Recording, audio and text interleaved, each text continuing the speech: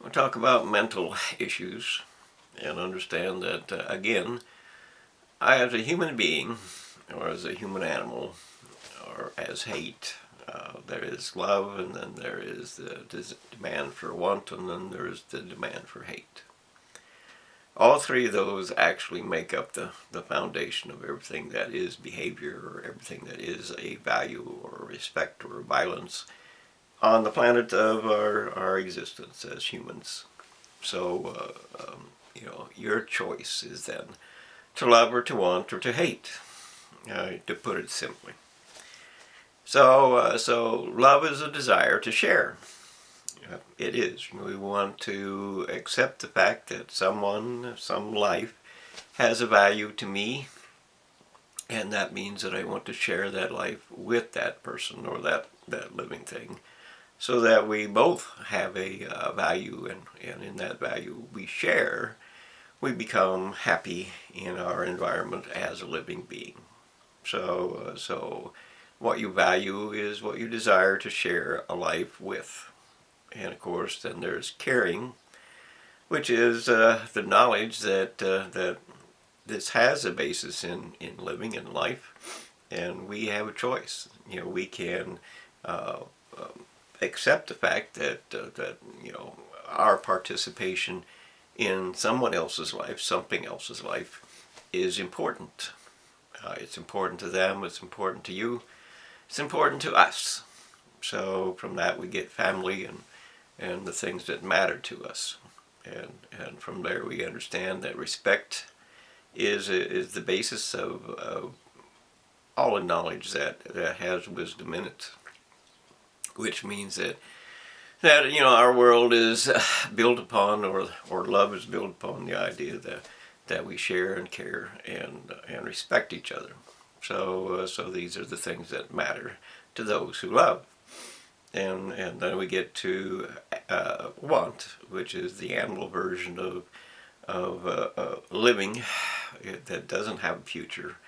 In other words, to love, you have hope in the future, because the people or the life that you share it with has a distinct a value to you, and you believe that the future will hold something called happiness, and so happiness becomes part of your life as a version of how we share and what we share, and how we respect each other becomes clear. So want doesn't do that. Want does not seek a future. Want seeks right now.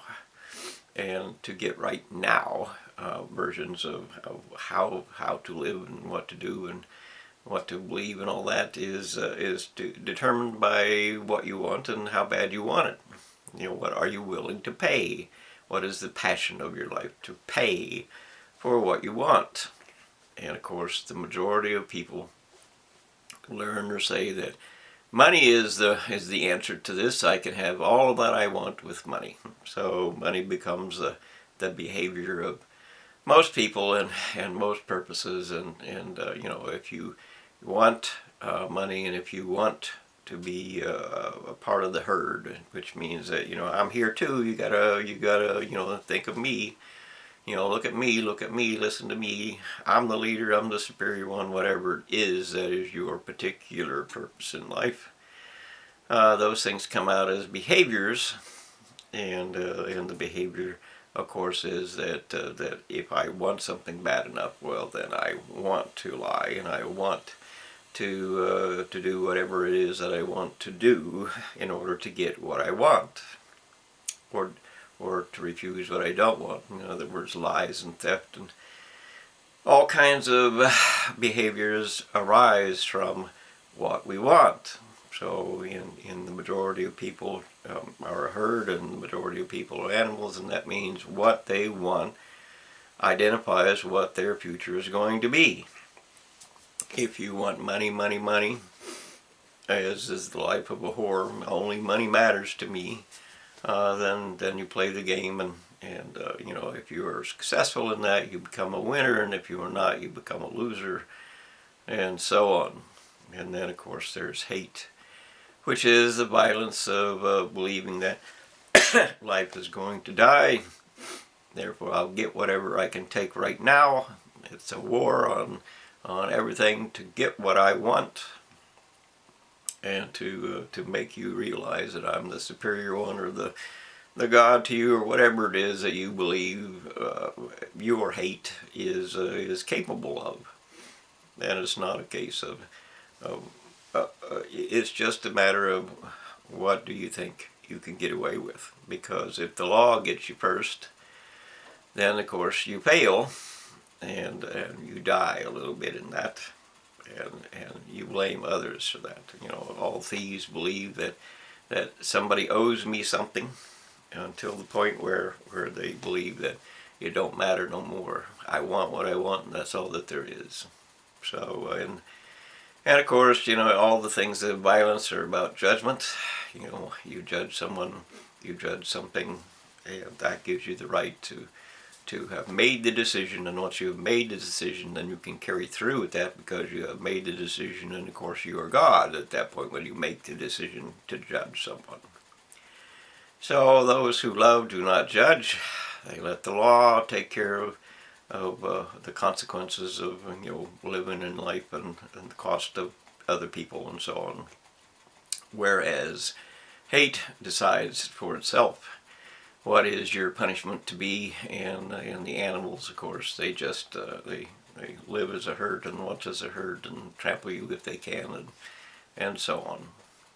Primarily because of humans, is because of ridicule and gossip, and we have to make someone the enemy in order to have a more real grip on life. Because, you know, if we have an enemy, then we can kill the enemy.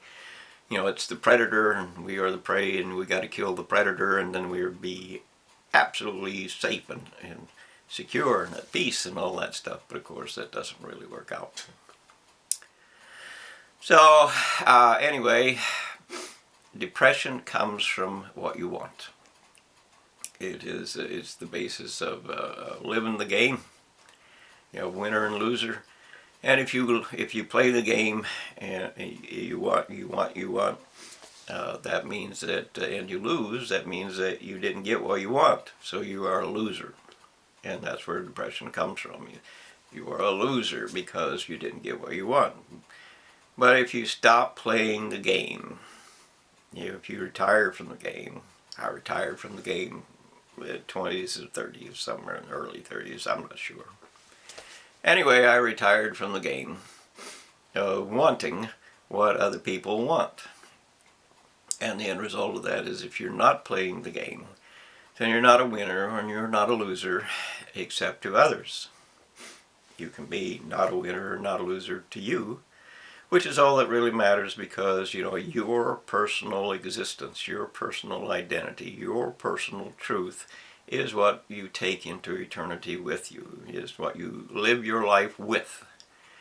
And if you live your life with your truth, I mean not your lies, but your truth, then you are safe within the environment of what is true. True is a habitat that allows you to be free, because there's nothing there that you have to hide or hide from. You know, it is just your truth.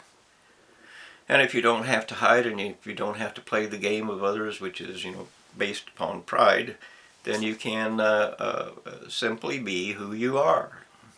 And I try to be who I am, and the end result of that is that if you go beyond self, if you identify the fact that being human isn't so important after all, which means that self is diminished, then you get to participate in, or you get to attempt to participate in, what is actually true.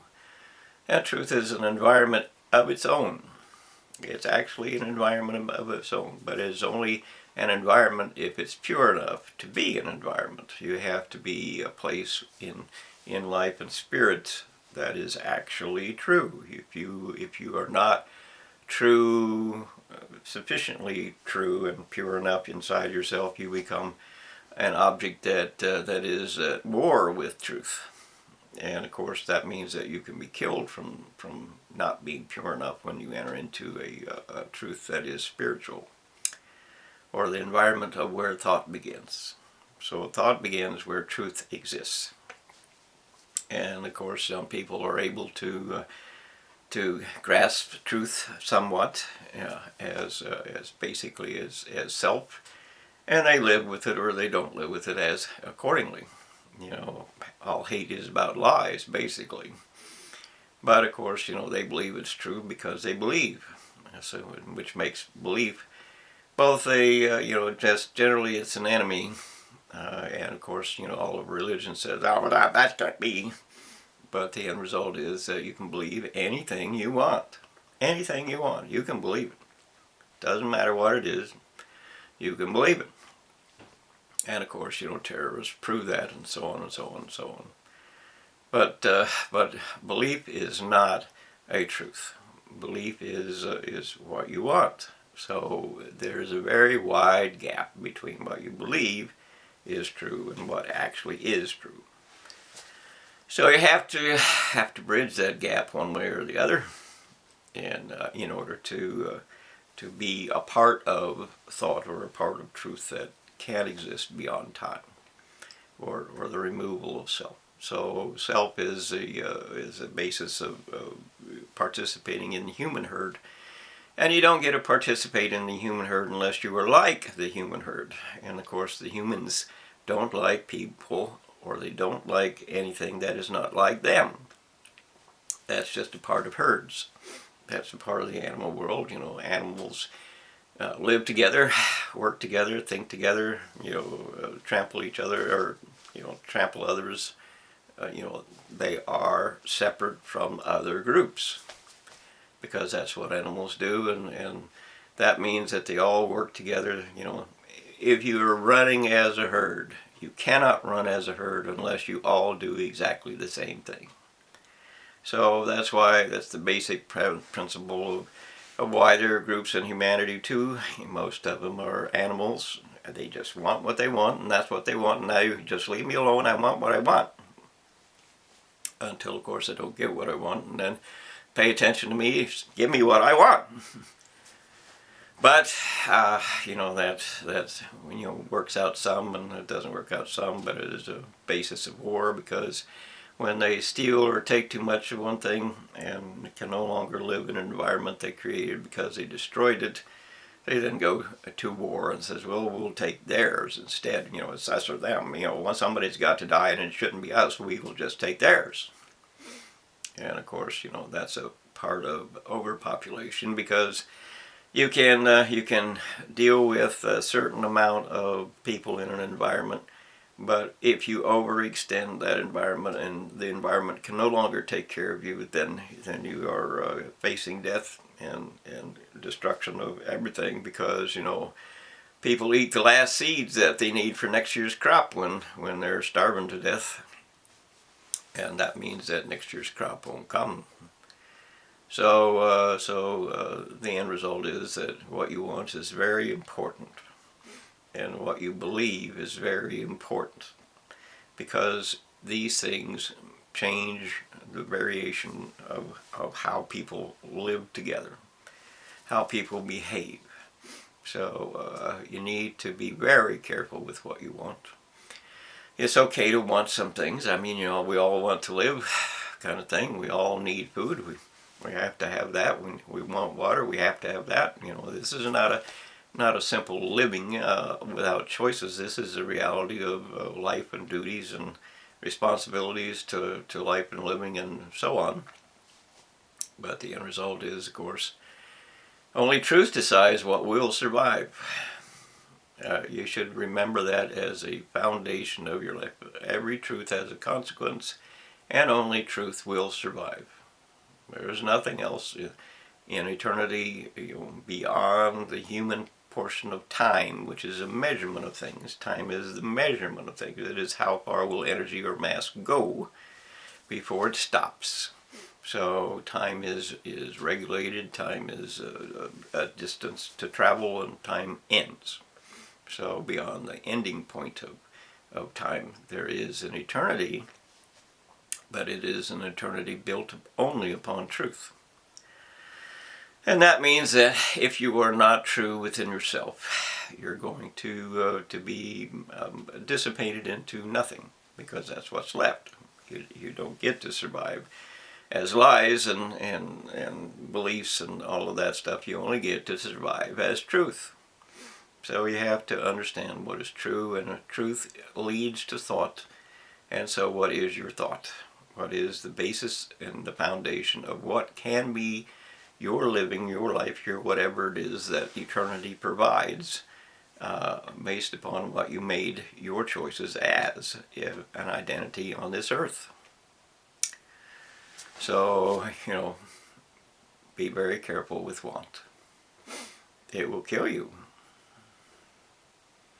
So, learn to live with truth.